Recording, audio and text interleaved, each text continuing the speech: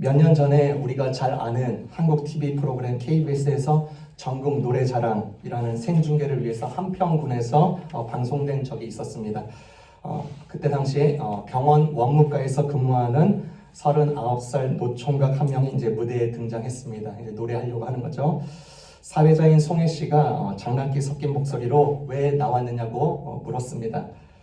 그가 대뜸 대답하기를 장가가고 싶어서 나왔습니다 라고 했습니다. 그러면서 이만하면 괜찮을 신랑감입니다. 자기를 막 이렇게 소개를 했습니다. 농촌 총각으로서 늠름해 보이고 키도 크고요. 순수함과 성실함이 딱 묻어 보이는 총각이었습니다. 사회자 송혜 씨가 그동안 장가하기 위해서 재산은 좀 모아놨냐고 물어봤습니다. 그가 대답하길 재산이 아주 많다라고 했습니다.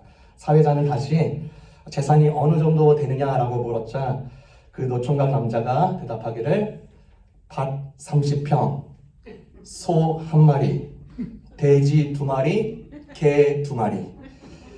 청중들이요 폭소가 막 터졌습니다. 그 노총각이 그 폭소를 듣자마자 도리어 이렇게 말했습니다. 이만하면 괜찮지 않나요? 그러니까 그때 청중들이 그를 향해서 뜨겁게 박수를 쳤습니다. 왜냐하면 그 노총각이 그가 가진 것으로 만족하는 행복한 부자처럼 느껴졌기 때문입니다. 이러한 청년, 노총각, 노처녀가 가득하다면 결혼 문제도 그나마 수월하게 해결될 수 있을 것 같습니다. 그런데 그게 잘 안 됩니다. 자본주의 사회에서는 내가 더 많이 가져야 되고 더 축적해 나와야 되고 더 투자해 나야 되고 더 눈에 보이는 결과물로 사람을 평가하기 쉽습니다. 여러분, 돈이 지배하는 세상 속에 우리가 살고 있는데 돈이 지배하는 세상이 제일 미워하는 사람은 자족할 줄 아는 사람입니다. 가진 것이 변변치도 않은데 당당한 사람을 보면요 그 사람을 향해서 화를 내기도 합니다. 그들을 게으르다고 무능하다고 핀잔을 주기도 합니다. 그렇게 살면 살기 힘들다고 바보 같다고 거센 조언을 퍼붓기도 합니다. 여러분, 우리가 사는 현실은 이 돈과 너무나도 깊숙이 연결되어 있기 때문에 성경도 돈에 대한 이야기를 아주 많이 하고 있습니다. 여러분, 성경 전체를 볼 때 돈, 재물, 소유, 경제적인 선택에 대해서 관련한 구절이 무려 2359절이나 성경에 포함되어 있습니다. 사복음서에서 예수님이 비유로 38가지를 말하는데 16가지가 돈과 소유를 어떻게 다룰 것인가에 대한 내용입니다. 이 재정에 대한 강조는요, 우리가 잘 크리스찬이라면 큰 덕목들, 믿음, 그쵸? 기도, 사랑이라는 큰 주제보다 이 재물, 돈이라는 부분이 4배에서 5배나 더 많이 강조하고 있는 내용이 성경에 담겨져 있습니다. 왜 그럴까? 우리의 신앙은 단순히 추상적인 개념을 습득하는 것이 아니라 가장 세속적이고 실제적인 영역인 이 돈을 어떻게 다루느냐와 직결되기 때문입니다. 성경은 우리가 믿음이 있노라고 말하면서도 가장 넘어지기 쉬운 우상이 바로 재물, 만몬임을 이미 간파하고 그것을 강조해서 여러 차례 우리에게 알려주고 있는 것입니다. 그러면 오늘 본문을 통해서 돈에 대한 관점, 그리고 우리가 마땅히 해야 할 태도, 자세에 대해서 여러분과 나누고자 합니다. 첫 번째는요, 부는 문제가 아니라는 것입니다. 부는 문제가 아니다. 여러분, 성경에 잘 보면 하나님이 창조하신 에덴 동산은 재정의 풍파를 맞아서 적자 낙원, 마이너스 낙원이 아니었습니다. 풍요로운 낙원이었습니다. 믿음의 조상 아브라함은요, 막대한 부를 이룬 사람입니다. 하나님의 약속을 따라서 이스라엘 백성들을 젖과 꿀이 흐르는 아주 부유한 땅으로 이끄신 분이 하나님이십니다. 땅에서 가장 의롭다고 평가받았던 욥은요, 그 당시 현세에서 가장 부유했던 사람입니다. 솔로몬이 하나님께 지혜를 구했을 때 하나님은 지혜뿐만 아니라 차고 넘치는 부도 허락해 주셨습니다. 선지자들의 활동할 때는요, 가난이라는 것이 망가진 세상의 단면이기 때문에 부자들을 향하여서 가난한 사람들을 향하여서 가난에서 구하라고 강권적으로 메시지를 주기도 합니다. 예수님은 어떨까요? 예수님은 직접 그 왕의 자리에서 태어나지 않고 가장 가난한 곳에서 태어나시고 자라시면서 그의 가난을 통해서 우리가 부유해지도록 스스로 가난해지셨습니다. 그러면 예수님의 그 다음에 하나님의 이런 포인트를 볼 때 이 성경은 부를 강조하는 것인가 아니면 반대하시는 것인가?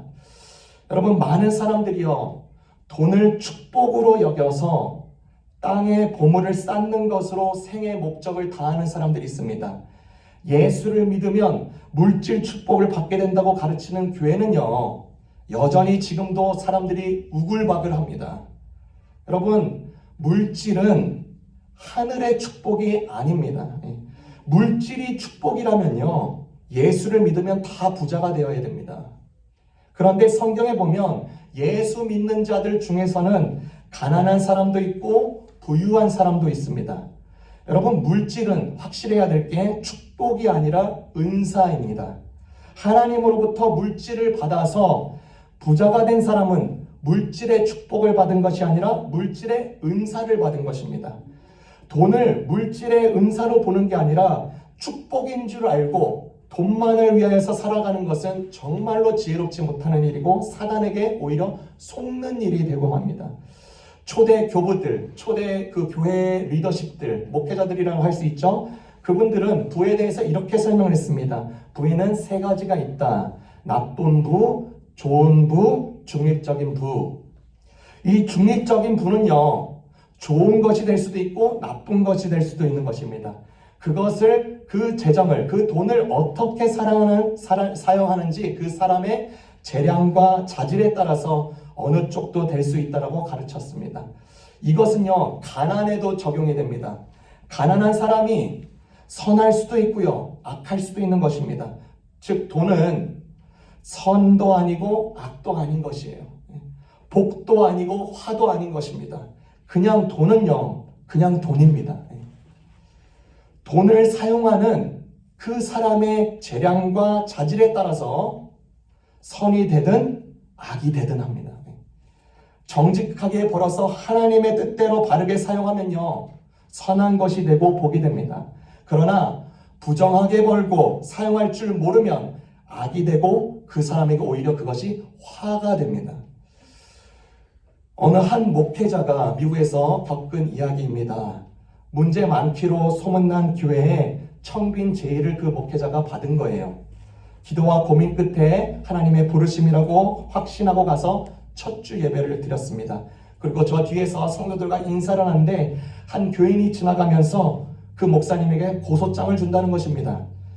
그 목회자가 그 성도에게 묻기를 아니 저를 언제 보셨다고 웬 고소장을 저에게 주십니까? 라고 물었습니다. 그 성도가 그 목회자에게 이렇게 말을 했죠.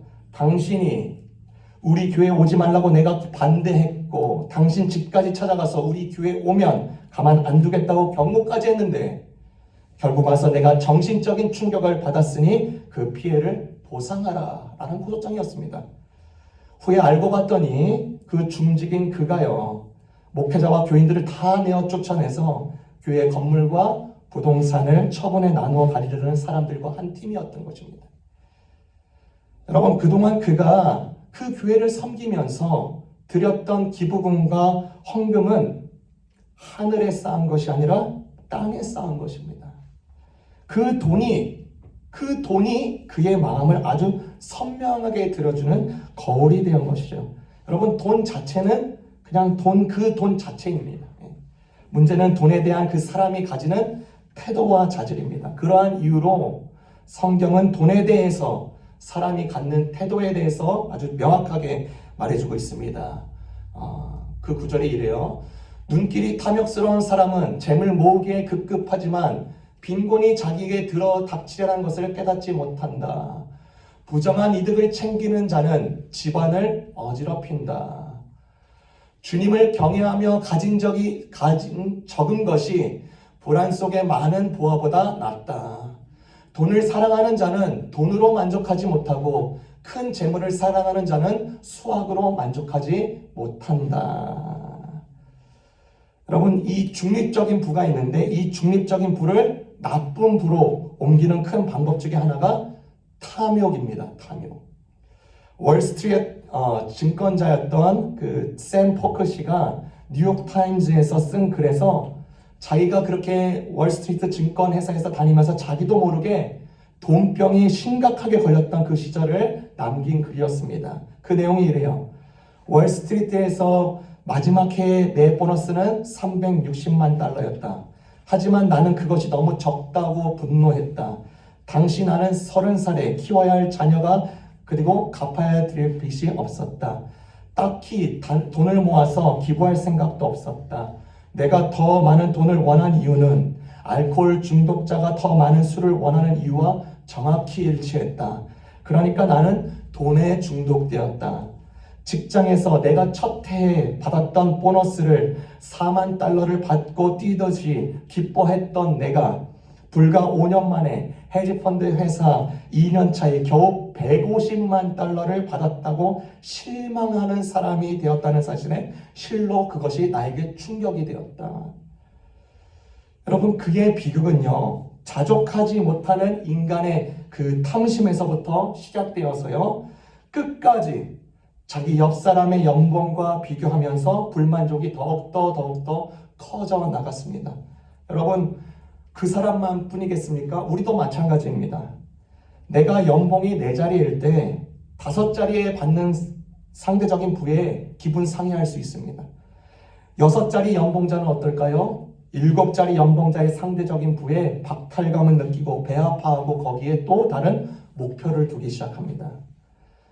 여러분, 어느 목회자가, 상담가이자 목회자가 40년간 목회하면서 사람들이 자기에게 섹스 중독, 간음, 도둑질, 사기, 알코올 중독, 불신을 비롯한 온갖 종류의 이슈를 상담을 했지만 정작 자신의 탐욕의 죄를 고백한 사람은 단 한 명도 없었다고 말을 합니다.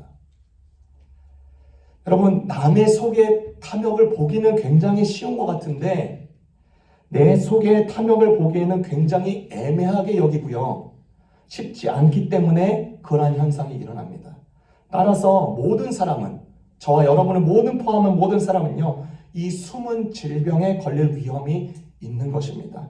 그래서 사도 바울도 돈이 우상이 되어버린 그 사회에 디모데전서 6장 8절에서부터 10절에 이렇게 말합니다. 제가 읽어드리겠습니다.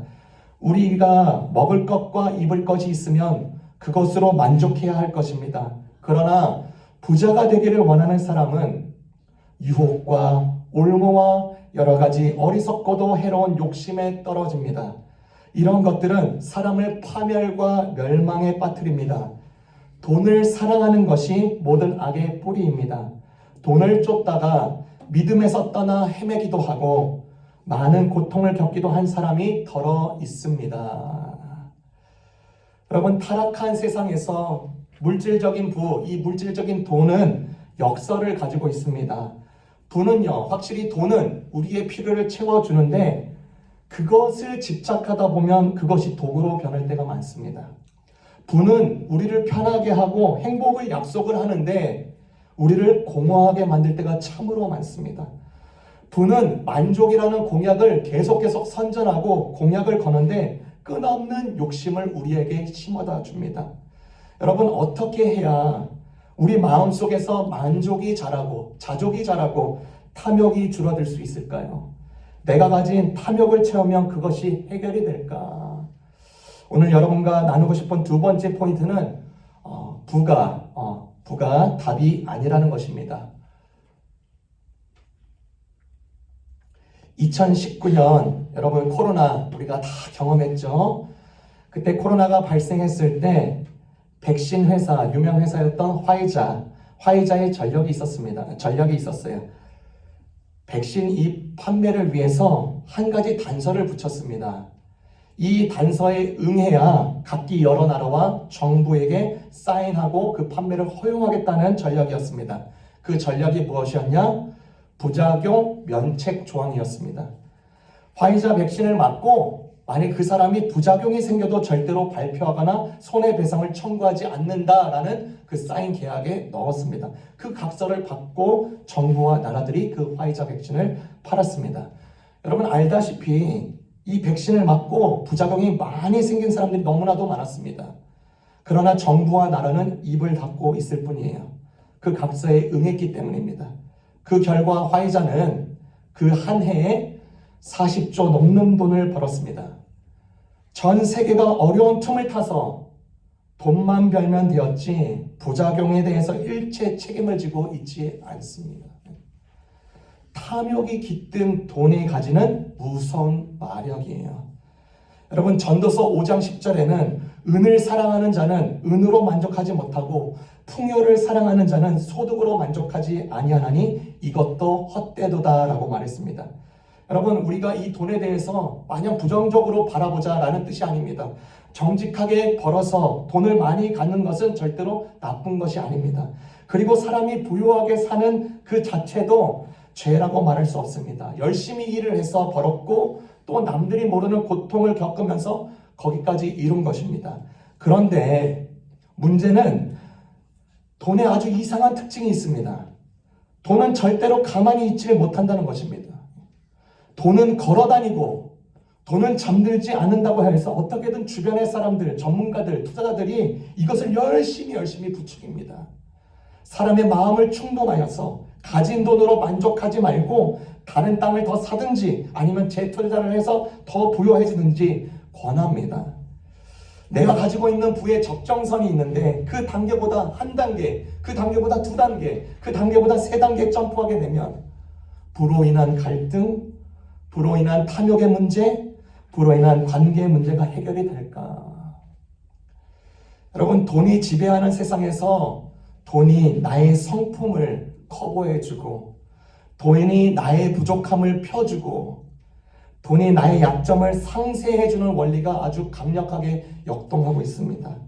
저소득층, 중상층, 상류층이라는 등급의 선을 매겨서 내가 가진 부는 턱없이 부족하다고 한숨 짓게 만들고 더 큰 부로 자극하는 세상에 우리는 살고 있는 것입니다.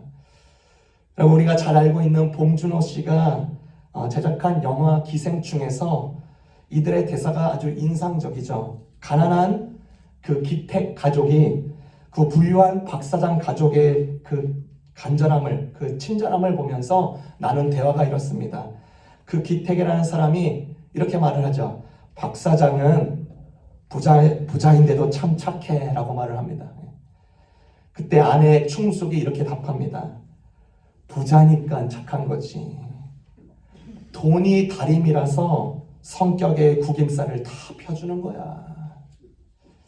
여러분, 돈이 걸어다니고 돈이 잠을 자지 않고 돈이 나의 약점을 펴준다는 논리는 꽤나 우리에게 현실적으로 적용될 때가 너무나도 많습니다. 그래서 어떻게든 죽기 살기로 돈이 나에게 주어지면 마치 인생의 정답을 얻었듯이 생각해서 거기에 몰입해버립니다. 나도, 여러분도 분간하기 어려운 이 탐욕의 날개를 달아서 부를 얻으면 정말 정답을 얻은 인생이 될까? 여러분, 세계 최대 이제 갑부들 여러 이제 인터뷰를 했는데 세대 부자들 많은 사람들이요. 그들이 그토록 원하던 액수가 있었습니다. 그 액수를 다 이루고 도달했을 때 만족감을 느끼기는커녕 실망감을 경험했다고 많이 말합니다. 여러분, 우리가 잘 알고 있는 오일 갑부 존 디 락펠러 씨, 돈이 너무 많고 신앙이 있는 사람이잖아요. 여전히 뉴욕에는 물값이 공짜라고 했죠. 왜요? 이분이 평생 유산으로 거기 뉴욕에다 그래서 물값을 다 면제되는 것입니다. 그분에게 인터뷰에 이렇게 말했습니다. 돈을 얼마나 벌어야 만족하시겠습니까? 라고 인터뷰를 했는데 1달러만 더 라고 말을 했습니다. 부와 명예를 거머쥔 짐 캐러 씨는 돈과 인기가 자신의 문제를 단 하나도 해결해 주지 못했다고 한숨을 내쉬었습니다. 3번의 슈퍼볼, 풋볼 우승컵을 들어 올리고 탐 브레이디 씨가 그때 당시에 세계 최고의 탑 모델과 결혼하고 매년 수백억의 연봉이 그의 계좌에 꽂히고 그렇게 삶을 이룩한 뒤에 인터뷰에서 이것이 전부일 리가 없습니다. 뭔가가 더 있어야 됩니다. 실망감을 경험하고 그렇게 토로합니다. 여러분, 왜 많은 사람들이 세상 모든 문제의 답이라고 생각하는 이 부가 어떻게 답이 되기는커녕 어떻게 문제의 원인이 되고 더 다른 문제를 낳고 또 다른 문제를 계속 양상해 나갈까요? 이에 대해 예수님께서 말씀하신 내용이 있습니다. 삼가 모든 탐심을 물리쳐라. 사람의 생명이 그 소유에 넉넉한 데 있지 아니하리라. 아무도 두 주인을 섬기지 못한다. 한쪽을 미워하고 다른 쪽을 사랑하거나 한쪽을 중히 여기고 다른 쪽을 업신여길 것이다. 너희는 하나님과 재물을 아울러 섬길 수 없다. 많은 사람들이요, 이 말씀을 오해해서 돈을 제약시하면서 그러면 금욕주의로 가라는 말입니까? 라고 오해를 합니다. 잘못된 생각이죠. 돈 자체라고 했습니다. 돈 자체는 우리에게 복을 주고 화를 주는 것이 아닙니다. 돈에 대한 우리의 생각과 자질과 태도가 우리에게 화가 될지 복이 될지 그렇게 결정되는 것입니다. 이것은 돈뿐만이 아니죠. 모든 다른 것도 마찬가지입니다. 오늘 여러분과 나누었던 이 돈에 대한 간략한 이 메시지들은요, 모두 하나로 흐릅니다. 영혼이 공허해지면 부에 대한 관념과 경험이 왜곡될 수밖에 없다는 것입니다. 솔로몬이요, 모든 부귀와 권세와 영화가 자기에게 날마다 강물처럼 쏟아 들어오고 있었는데 왜 헛되다고 고백했죠? 왜 그럴까요? 많이 계속 들어오고 있는데 왜 그럴까요? 왜 헛될까요? 하나님은요, 우리를 지으실 때, 각자 인간을 지으실 때 천하보다도 귀한 존재로 지으셨기 때문입니다. 우리는 우리가 붙잡으려고 하는 이 부와 우리 존재 자체가 비교될 수 없는 존재이기 때문에 우리가 아무리 탐욕을 부려서 채워도 절대로 채워지지 않는 것입니다. 왜요? 우리는 천하보다 귀한 존재이기 때문에. 그렇기 때문에 예수님은 이 세팅을 잘 기억하라고 하시는 것입니다. 두 주인을 섬길 수 없다. 모든 탐심을 물리쳐라. 사람의 생명이 그 소유에 넉넉한 데 있지 않다. 자, 이 메시지를 보면요, 참 그렇잖아요. 놀랍습니다. 두 주인을 비교하면서 하나님과 재물을 동등한 비교 입장에 두었습니다. 하나님과 사단을 동등한 비교군으로 두지 않고 하나님과 재물을 비교군으로 둔 이유는 그만큼 우리가 살아가는 실제적인 영역인 이 돈을 어떻게 다루고 그것으로 응용되는 사회 질서를 어떻게 이해하고 살아가는지와 직결되기 때문인 것입니다. 즉 예수님은 우리가 얼마나 소유했는지보다 내가 어떤 자로 되어가고 있는지에 더 관심이 많으십니다. 천하보다 귀히 여겨 우리를 귀히 보시는 존재로 보시는 예수님이 우리가 가진 돈 때문에 사랑을 변질시키고 탐욕으로 관계를 변질시키고 사회 질서를 변질시키는 일에 바등바등 하는 그런 모습들을 보면 예수님은 얼마나 안타까워 하시겠습니까? 여러분, 장례식에 가면요, 부가 정답이 아니라는 것을 더욱더 뼈저리게 느낍니다.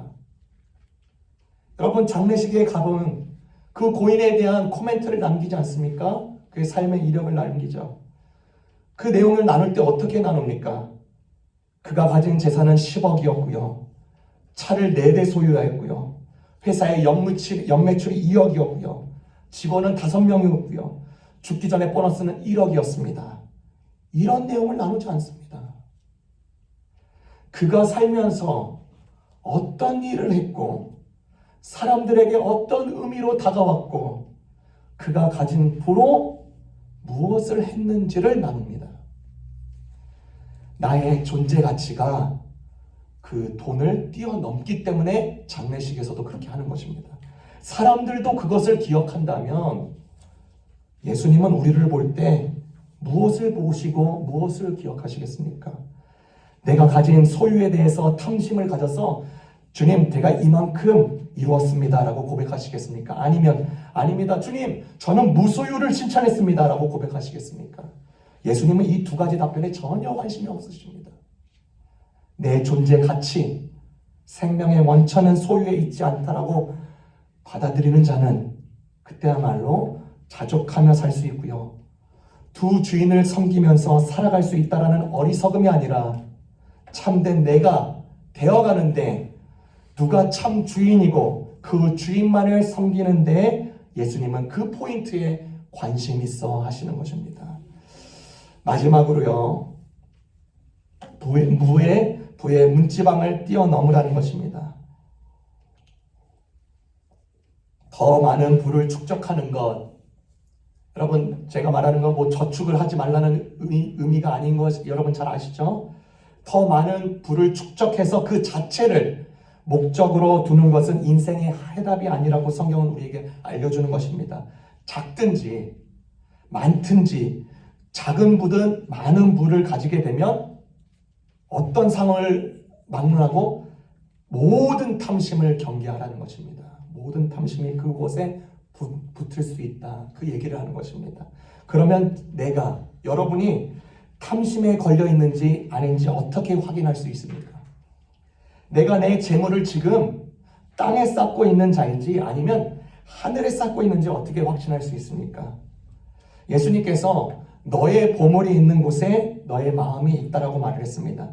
우리의 입술의 고백보다도 내 지갑, 내 은행 어카운트의 사용처를 먼저 확인해 보면 됩니다. 돈의 흐름이 내가 사랑하는 대상의 흐름이 되는 것입니다. 욥은요, 지구상에서 가장 경건했던 자이고 가장 부유했던 사람이라고 했습니다. 아브라함은 넓은 땅과 수많은 가축과 식솔들이 있었습니다. 예수님의 장지를 마련했던 니고데모와 아리마대 요셉은 둘 다 부와 영향력을 굉장히 많이 가졌던 인물들이었습니다. 그들이 가졌던 부 자체가 죄가 아니라는 것을 우리가 잘 확인할 수가 있습니다. 예수님이 하루는 어떠한 부자 청년을 만났습니다. 그때 예수님이 그 부자 청년에게 이런 말씀을 하십니다. 나를 따르려거든 너의 가진 소유를 팔아서 가난한 자에게 나누어 주고 나를 따르라라고 말을 했습니다. 그것을 하기 전까지는 너가 생명으로 들어갈 수 없다라고 말씀하셨죠. 왜 예수님은 이 청년에게는 그의 재산을 가난한 자에게 주라고 하시면서 아브라함에게나 욥에게는 똑같은 명령을 하지 않았을까요? 이 부자 청년은 돈을 소유한 게 아니라 돈이 그를 소유하도록 허용했기 때문입니다. 그 부자 청년은 돈 없이는 살 수 없다라고 생각했지만 사실 그는 돈 때문에 진짜 인생을 살 수 없었던 것입니다. 두 주인 중에 돈을 주인으로 삼기로 결정하면서 예수님을 등진 채 그 부자 청년은 떠나갔습니다. 여러분, 성경은 부유한 게 잘못이라고 말하지 않습니다. 단지 부 자체를 열망하고 탐욕하고 섬기는 것이 잘못입니다. 성경은 분명하게 말하죠. 그 돈 자체가 일만하게 뿌리가 아니라 돈을 사랑하는 것이 일만하게 뿌리라고 정확하게 포인트를 짚어줍니다. 여러분, 사람들이요 흔히들 내가 돈을 조절할 수 있다라고 믿습니다. 하지만 돈이 나의 보물이 되는 순간에 마음은 이 돈의 향방에 따라서 내 마음이 계속 유동치기 시작합니다. 만일 주식시장이 흔들릴 때, 내가 투자한 항목이 흔들릴 때 내 마음속 평안이 통째로 흔들려서 일상생활이 흔들린다면 그때 그의 돈은 수단이 아니라 그의 보물이 된 것입니다. 예수님은 보물을 쌓을 곳으로 두 가지를 정해주셨습니다. 땅과 하늘입니다. 여러분, 땅에 쌓아놨는 보물은 좀이 먹고 녹이 쓸고 도둑이 뚫고 훔쳐간다고 했습니다. 정확한 내용입니다. 인플레이션이요, 여러분의 돈을 갉아먹습니다. 예기치 못한 질병이 당신의 저축을 삼켜먹습니다. 결국 죽음이라는 도둑이 당신의 모든 소유를 강제로 빼앗아 가고 있습니다. 내놔, 안 돼, 가져가지 마. 못해요. 100%의 도둑입니다. 100% 성공률의 도둑입니다. 땅에 쌓는 보물은 반드시 저와 여러분의 모든 삶을 배신할 것이에요. 그것은 안전하지가 않습니다. 우리 모든 사람들의 유혹은 하나님을 섬기면서 동시에 돈을 보험으로 삼고 싶어 합니다. 하나님을 믿는데 실제적인 안전은 내 통장 잔고에서 찾고 싶어 합니다. 모든 사람이 그럴 수 있습니다. 돈이 만약에 내 주인이 되면 하나님은 그때 하나님은 어떤 주인자인가? 하나님은 그저 내 통장에 있는 부를 축복해 주셔야 되는 하인으로 전락합니다. 그러면서 내가 원하는 대로 해주지 않는다. 그러면 그때 하나님께 화를 냅니다. 왜냐하면 진짜 주인이 하나님이 아니라 내 돈이기 때문에. 반대로 하나님이 주인이 되면 돈은 비로소 그때 내 삶에서 제 자리를 찾는 것입니다. 그때 돈은 하나님의 나라와 이웃을 위해 사용되는 아름다운 도구가 됩니다. 왜요? 그때 나는 청지기가 되기 때문에. 청지기. 이 돈은 하나님이 나에게 맡겨주시는 것이구나. 잘 써야지. 절약하고 어디에다 내가 하나님의 몫이 있고 나를 향한 몫이 있고 타인을 향한 몫이 있지. 결론입니다. 사도 바울의 말처럼 먹을 것과 입을 것이 있으면 우리는 그것으로 만족하십시다 라고 강조를 합니다. 우리는 필요하고 소용되는 것을 구하고 욕심을 부리지 말아야 됩니다. 우리에게 부가 없을 경우에는 많은 유혹이 있어요. 악행과 불의한 이득으로 내가 부를 볼 것인지. 아닙니다. 우리가 부가 없을지라도 악행과 불의한 이득으로 부를 얻으려고 하지 말아라. 그러나 우리에게 부가 있다면 선행으로 하나님의 목, 나의 목, 타인의 몫을 절절하게 잘 세팅해 놓아서 베풀므로 그것으로 하늘에 옮겨 놓으라. 그러면 불쌍한 이들이 후하게 나누어 주니 그의 의로움은 길이 존속하리라. 시편 112편의 9절의 말씀처럼 우리에게 영원히 남는 그 재물로 남고 이루어질 것입니다. 다음 주에는요. 그러면 우리가 땅에 쌓는 재물은 과연 무엇일까? 여러분과 같이 세 가지로 나누도록 하겠습니다. 이 은혜가 여러분의 길을 주님의 이름으로 축원합니다.